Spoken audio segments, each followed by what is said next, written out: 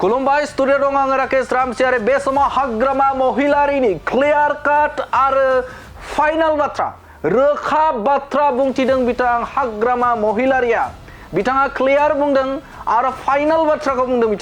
बिथाङा फैगौ 2025 इं मायथाइयाव बिथाङा फिन आरोबाव बीटीसी नि चिफ जागोन थामहिनबा बीटीसी आव पावाराव फैफिनगोन होननानै फाइनाल बाथ्रा बुंदों क्लियार बाथ्रा बुंदों रोखा बाथ्रा बुंदों बिथां हाग्रामा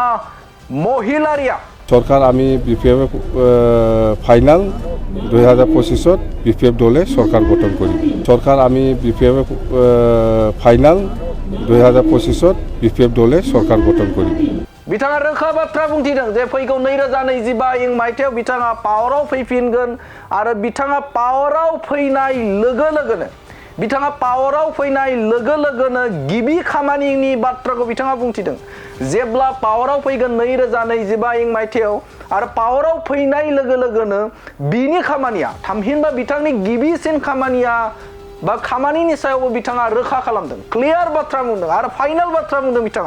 बिथाङा बुंथिदों जे फैगौ 2025 इं मायथाइयाव जेब्ला आङो पावाराव फैयो पावाराव फैखांनायनि उनावनो आंनि गिबि खामानिया जागोन जे हानि जेंनाखौ रायजो राजाफोरनि हानि जेंनाखौ थामहिनबा हानि पाट्टाखौ होनायनि थाखाय खामानि मावगोन होननानै बाथ्रा बुंदों गिबि खामानियानो बेनो जागोन होननानै बाथ्रा बुंथिदों बिथां हाग्रामा महिलारिया सरकार होৱাৰ পিছত প্ৰায়ৰিটি হিচাপে সকলো জাতি জনগোষ্ঠীকে মাটিৰ পাট্টা বিতৰণ কৰিম বুলি আমি কথা দিছোঁ সেই হিচাপত আমি কাম কৰিম সেইটোৱে प्रथम आमार किबा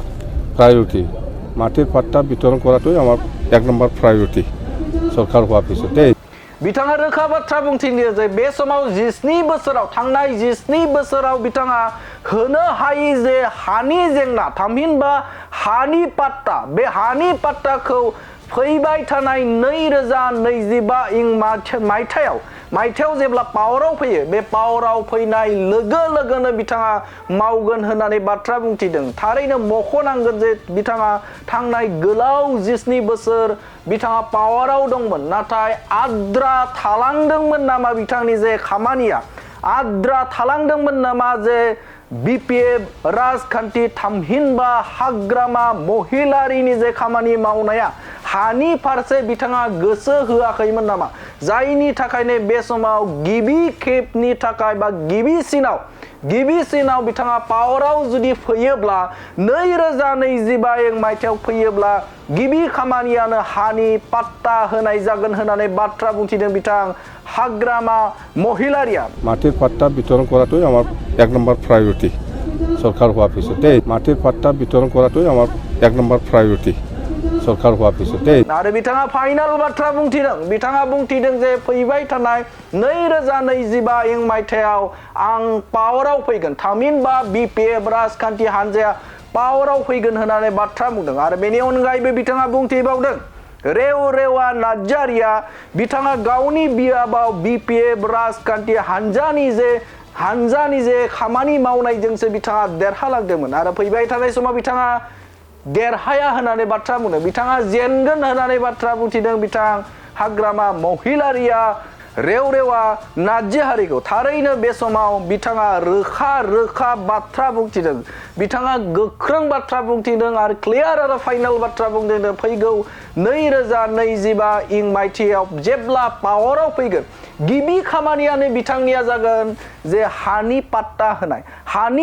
होनाय सिगाङाव जाखिनि बिथाङा पावाराव दङमोन 17 बोसोराव मावनो हायै खामानि थामहिनबा हानि पाट्टा बे हानि पाट्टाखौ बिथाङा होनो थाखाय बिथाङा नाजादों थामहिनबा नाजागोन होननानै बाथ्रा बुंनायखौ नुनो मोनदों बिथाङा आरोबाव मा बाथ्रा बुंदों नोंथांमोननि गेजेराव होनि आरो जमदार हिसाबै आमी 2025 जितु निर्वाचन हब ইয়াত আমি জিকিম ভাল जमदार हिसाबै खूब ভাল रेवा एबार हारिब रेवातो आमार दलरे मानुह आसिल किन्तु हि बीजेपीत गल मटते रेवा এই जमदार समष्टित निजेके एबार সেইখিনি কথা और सरकार आमी बीपीएफ फाइनाल 2025 बीपीएफ दले सरकार गठन करी बस और आमी सरकार हुआ पिছত प्रायोरिटी हिसापे সকলো জাতি জনগোষ্ঠীকে মাটিৰ পাট্টা বিতৰণ কৰিম বুলি আমি কথা দিছোঁ সেই হিচাপত আমি কাম কৰিম সেইটোৱে প্ৰথম আমাৰ কিবা প্ৰায়ৰিটি মাটিৰ পাট্টা বিতৰণ কৰাটোৱে আমাৰ 1 নম্বৰ প্ৰায়ৰিটি চৰকাৰ হোৱাৰ পিছত দেই এইখিনি কথা হ'ব